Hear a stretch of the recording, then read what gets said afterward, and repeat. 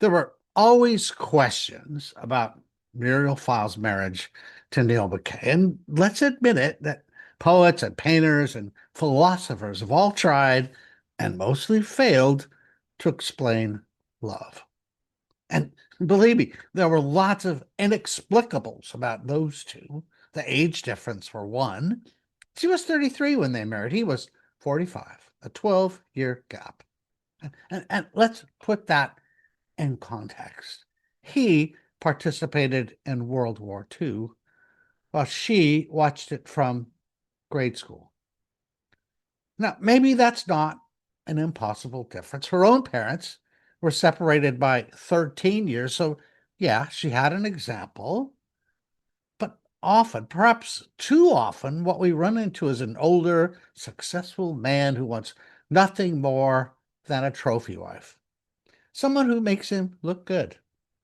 And as far as I can tell, there was nothing about Muriel Pfeil that wanted to be a trophy wife. In fact, my most profound sense is that she wanted a marriage of equals. That's what she'd seen in her own life between her parents. Her mother was a school teacher who became a school principal. Her father worked his way up from an immigrant citizen from Germany to become a member of the Anchorage City Council, owner of land, apartments, a downtown department store. So Muriel had, I don't know if I want to say expectations, but she had lofty examples of the kind of relationship she wanted. So maybe there was something else, something more fundamental, like opposites attract, or maybe the hard charger mentality that they shared, both Mackay and Pyle. And then there was the wouldn't we be the power couple of all power couples angle. He, the lawyer and entrepreneur, she, the queen of Anchorage's travel business. Because remember, in those days, Anchorage was not much more than an overgrown small town with all the attendant social stratification and elite maneuvering and hoity-toity gossip brigades. So, in that context, let's not put the age difference too high in the equation. Let's instead look at who Muriel Pfeil was, because there's something in her that made Neil Mackay think that he was a different person than he really was. Within that is Muriel's social savvy and sophistication in a town still rough on the edges. And nested within that is the notion that it's Muriel who holds the power of attraction, and it's she who wants, requests, requires control of her own situation. And we know this because her own life, before Neil Mackay, provides the proof.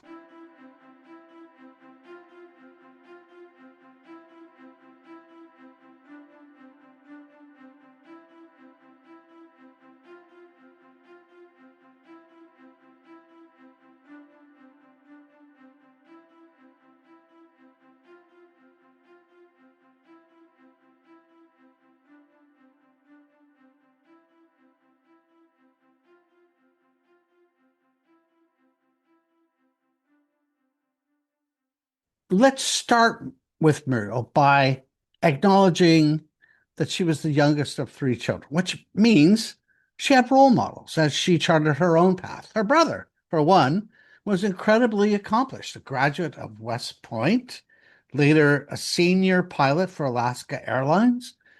Her sister, only 2 years older, became a nurse, married a doctor.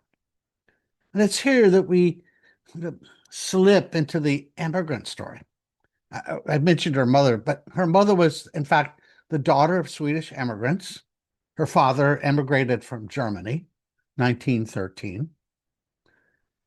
He thought he was going to go to California and pan for gold, but it was a little late for that. So, Alaska. And both of her parents found success there. We've already mentioned that. And so there was a lot to emulate. That's what I want to sort of stress here. And that's kind of a proof point of this. I can go through the newspapers of the day and look for my name and those days, and I'm not going to find much, and most of us aren't. But in Muriel's case, again, partially because her family was part of that social strata that was looked up to, but she's in the newspaper a lot growing up.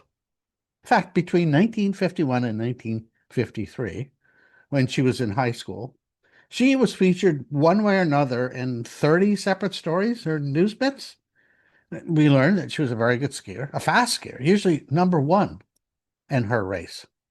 1951, she was also the local star in a quote, lavish skating show featuring professional performers.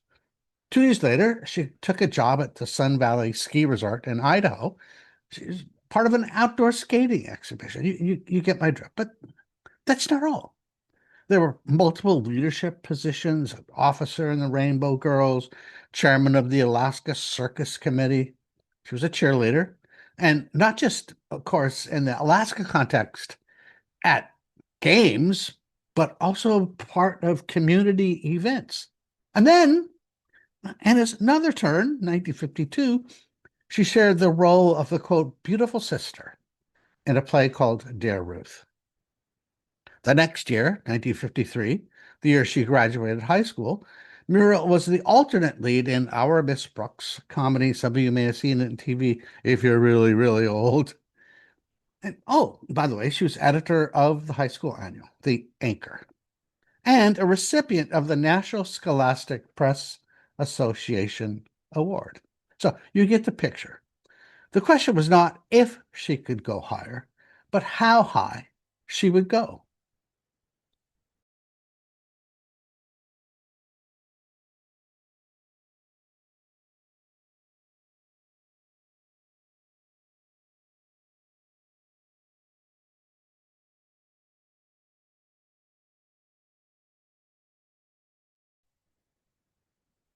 Now, in those days, if you were a high functioning, talented student and you were going to go to university, your choices in Alaska were actually really limited. There was only one university in Fairbanks.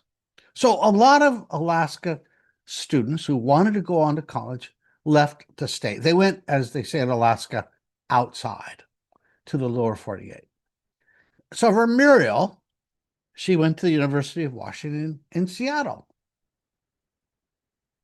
And we don't hear too much about her academically. We do see photos of her as part of a sorority ski racing team. She was already a champion in Alaska, helped her high school win all sorts of championships. But then there's a break, and by the fall of 1954, she transferred to the University of Colorado at Boulder. And that was a pivotal year, not only for Muriel, but her family. On September 30th of that year, 1954, her father, Emil, and a companion took off from Anchorage's Lake Spenard in a float plane. They were about to go duck hunting. They never made it past the lake. The plane crashed into dense fog, trapped Emil underneath the pontoons, and all attempts to rescue him failed. And there they were, Muriel in Colorado, her sister Caroline in Seattle, in the University of Washington's nursing program. They both hurried home. Dad's funeral was only 3 days later. And you can imagine there were some pretty big changes that come out of this. Her brother Bob, for example, who had graduated from West Point Military Academy, served as a top military advisor in Alaska. He had his eyes on becoming a medical doctor. He was going to attend the University of Washington, and that was derailed. He gave up his place at med school, took over the family businesses, and became, as his mother said, the man of the house. Muriel also seemed to take that event with a renewed seriousness. Gone were the ski photos of her freshman year, even though she was in Colorado now, much better snow than the Pacific Northwest. Trust me on that. She disappeared into the weeds instead and emerged with a political science degree 3 years later, more serious than ever and more determined. I say that because immediately upon graduating, Muriel took another big leap. Building on her degree in political science, she received an international relations scholarship that took her to the University of Erlangen outside Nuremberg, Germany. For those of you with a history bent, Nuremberg was home to the 1946 International Military Tribunal, where the Nazis were finally confronted with their war crimes.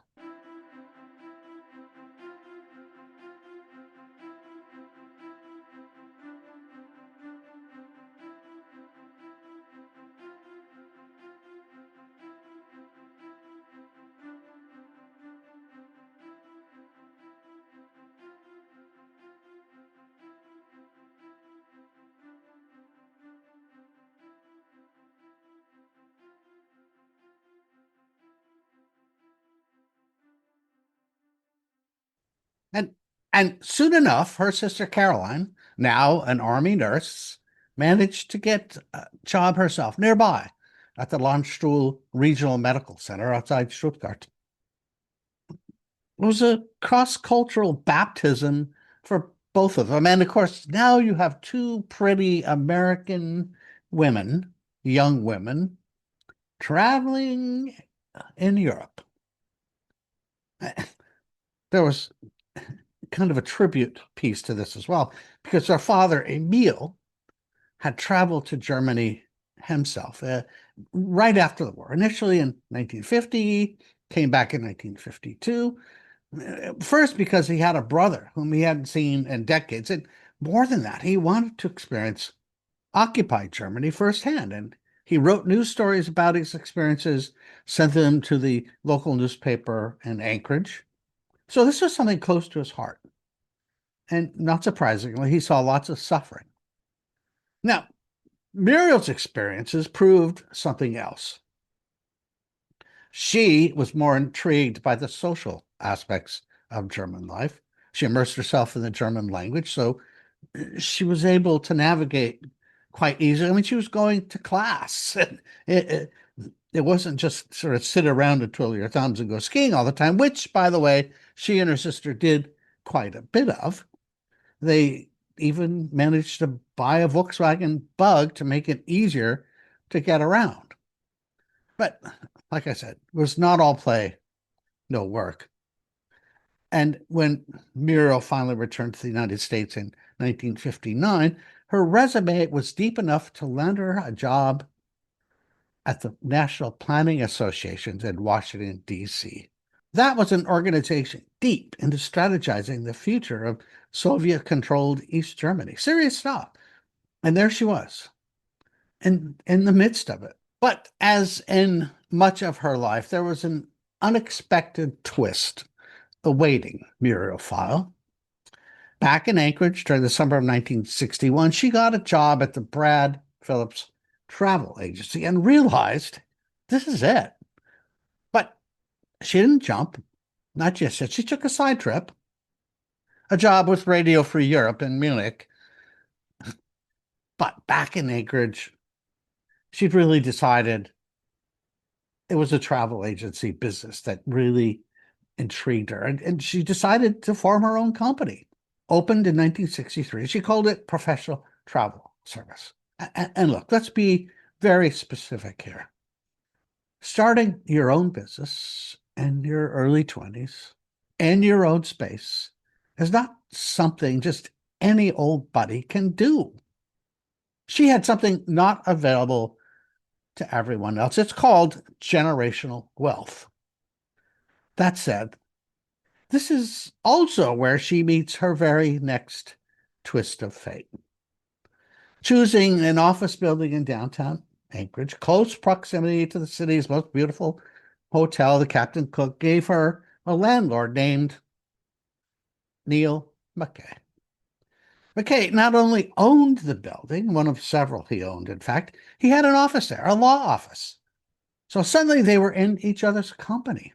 There's some flirtation. I mean, do I have to imagine that? There's some flirtation going on, which was rich because Neil Mackay was married. I'll give you some background, though.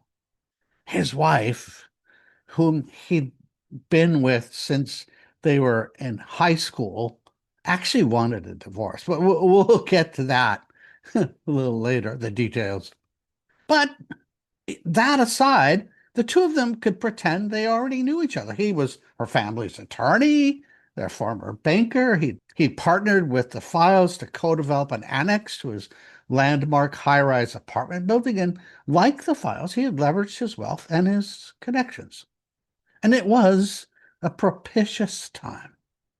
Anchorage was on the cusp of a generational shift, with oil exploration starting to pop. Petroleum discoveries on the North Slope would send Anchorage and all of Alaska sky high. When the Prudhoe Bay discovery finally came in 1968, Muriel Pfeil was 5 years into her business and well known enough to be named one of the city's best dressed women. And it's through that lens that we actually get to see her serious side. There was a story lauding her best dressed woman of Anchorage honors. She was not alone, or several others. And in that piece, the journalist refers to her as, quote, the pretty brunette. Muriel emphasized something else. She told the news writer that she worked 10 hours a day and a minimum of 6 days a week. So when that oil money started coming in, when Arco and Exxon struck black gold, Muriel was there to grab her share. In fact, by the time of her death in 1976, her travel service was the biggest and most successful in the state of Alaska.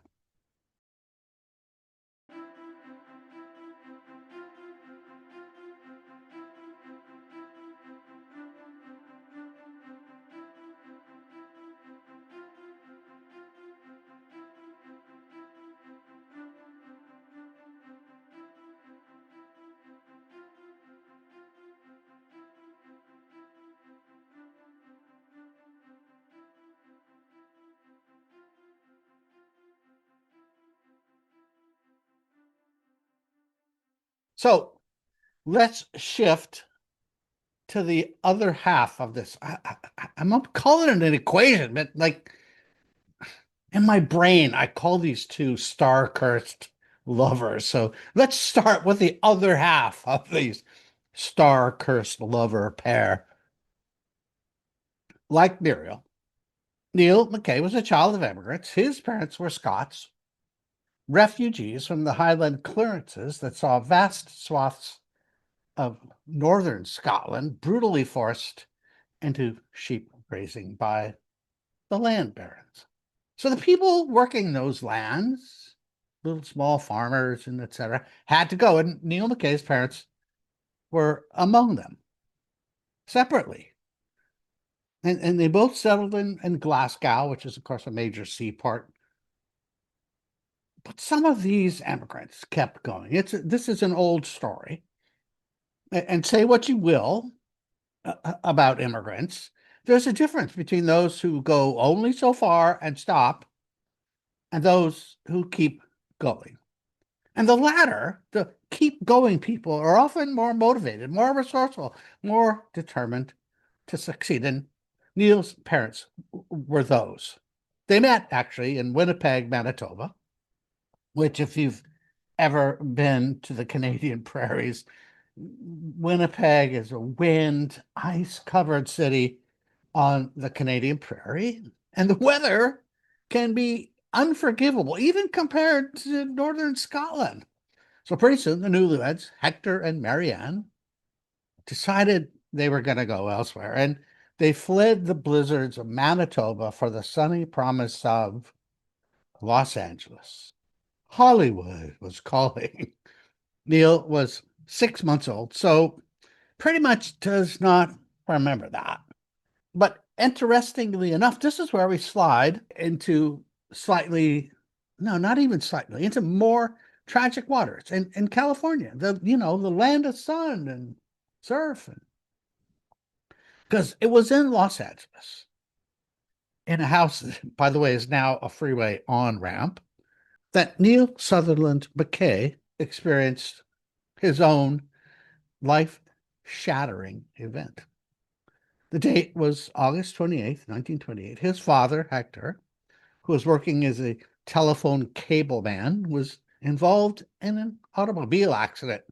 Details are scant, but it appears that he was in a one-vehicle accident hitting perhaps a building or a tree or some other immovable object. I say that because the official report reads like follows: crushing in front of skull, auto accident, driving own car. That's it. That's pretty succinct. The accident site was Ford Ranch, California, in the valley outside LA. Hector was immediately taken to Murphy Memorial Hospital, where he died 5 hours later. So now his wife and their two children, he had a sister now named Carolina, had been in the promised land all of 5 years. And now it's kind of, in a way, over. They've lost their chief breadwinner. Now, as one might expect, that news soon made its way to Winnipeg, where it reached Neil Mackay's maternal grandmother. The Winnipeg Evening Tribune carried a story of Hector Mackay, aged 39 years, former well-known resident of the city, where he was employed by a number of years by the Canadian National Railway shops at Transcona, was killed instantly Tuesday in an automobile accident in Los Angeles, California. And not surprisingly, it wasn't long before his grandmother was taking the train and coming down to Los Angeles for the funeral, accompanied by her own daughter, Nelina. Yeah, grandma was on the way. And this is a grandmother who would soon become notorious for things such as shutting off the Mackay family water. It was a time of water shortages. LA had that problem. If you've ever seen the movie Chinatown, you'll know all about it. And in fact, the newspapers in LA were filled with lurid headlines. Los Angeles aqueduct dynamited. Dynamiters hunted by city police. Plan to arrest Owens gang. Aqueduct guards asked. Okay. So, but those details notwithstanding, Neil Mackay came to hate his grandmother. But those indignities were, of course, significant compared to his father's death. And it's interesting scientifically, you know that, well, there's a phenomenon called childhood amnesia, which pretty much means we forget a lot of the things that happened to us in our early years. It's been tested over and over and over again, except if there's some trauma. Traumatic memories persist much younger ages. For example, a 2-year-old may well remember a sibling birth, or a trip to the hospital, or a death in the family. Death in the family. And so, yeah, he was 5. He remembered it. In fact, years later, almost 50 years later, he wrote this, and it's essentially drawing a parallel between the loss of his father in the car accident and Scotty's loss of his mother and another actually car-related incident. Quote, I am far from being an expert in many areas, but from my own personal experience, I know how it feels to lose a parent. My father was unexpectedly killed in an automobile mishap when I was approximately 5 years old. I still have clear and unpleasant memories surrounding my father's death, but I do have the fondest remembrances of him. In fact, friends who knew him in Anchorage talked about the fact that Neil always missed his father. And to make matters worse, when his mother remarried some years later, he gained a stepfather who was not kind to him. And the friend added, let's say the discipline was brutal. The beatings never far behind. This stepfather was quite a bit older than his mother, already had children. He was a railroad boss. And on top of that, he decided to take the family to a god-forsaken railroad town called Yermo.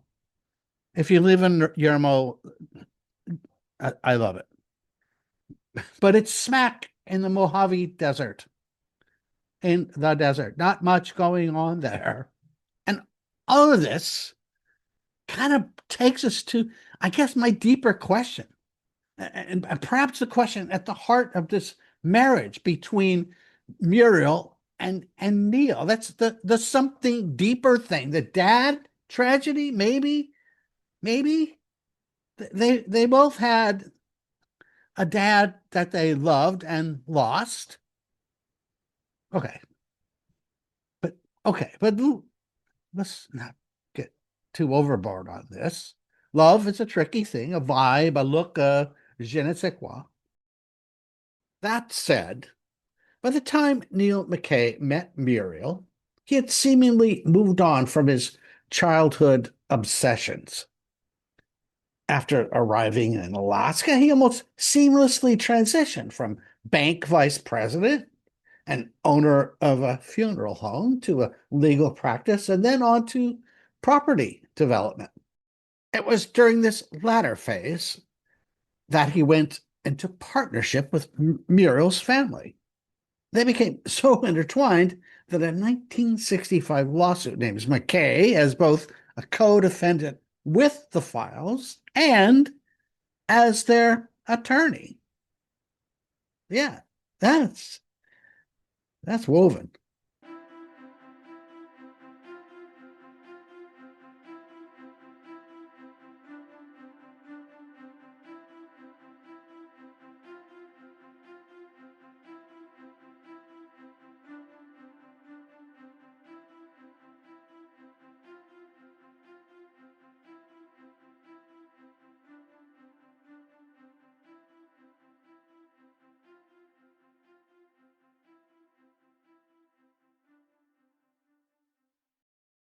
Let us also point out that by the time Neil Mackay started flirting with Muriel Pfeil, Barbara Hayes Mackay, his childhood sweetheart, longtime bride, had become, and I quote, his long-suffering wife. And that revelation came from none other than Barbara's sister-in-law, the wife of her brother. According to a 1987 police report, yeah, we're jumping ahead of time because we need to right now. Mackay's sister-in-law told APD investigator Joseph Austin that, quote, Neil and Barbara had trouble in their marriage because Mackay was a heavy drinker. She said they had no real marriage for a long time. Barbara's brother, Frank, added in that same interview that, quote, Mackay graduated from the Southwest Law School and was the president of their high school student body.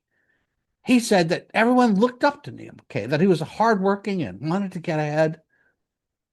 Reminded the detective that Hayes and Mackay were going together in their senior year. And all that was true. Mackay was indeed president of Barstow High School, 1941, class of 1941. He was on the varsity baseball team. And his wife, Barbara's mother, was best friends with Neil's mother. So small town stuff, small town. But given the state of their marriage, it was no surprise that Barbara asked Neil for a divorce, and he refused, that is, until the spring of 1968. Because from almost the moment Neil Mackay met Muriel Pfeil, he was smitten. Smitten, not spitten. And he couldn't have Muriel until that April, when he finally granted Barbara her divorce. Now, Barbara turned around and quickly married a guy named Alan Homey, prominent Anchorage physician, Dr. Alan Homey. And then on New Year's Eve of 1968,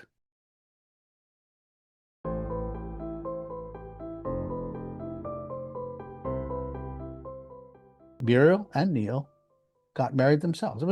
Actually it was a comedy of errors because they had a marriage license, but they hadn't decided when they're going to get married. Oh, maybe the afternoon of December 31st. Yeah, we can. So that's when they got married, New Year's Eve. Muriel didn't even tell her sister, and to sort of as a note of how messed up it was, Muriel didn't even tell her sister Caroline about the marriage until the day of. Surprise, we're married. What could possibly go wrong?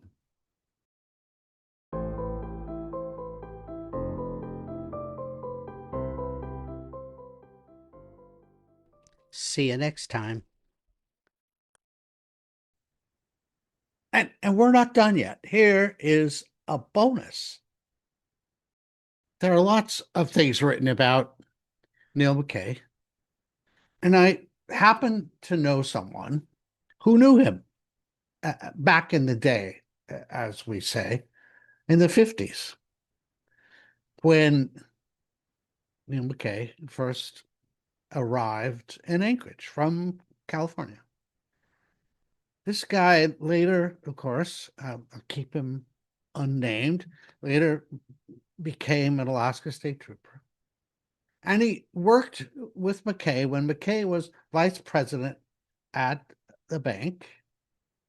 And this guy was a process server. So early in his career, he said they were friends in a professional sense of the word.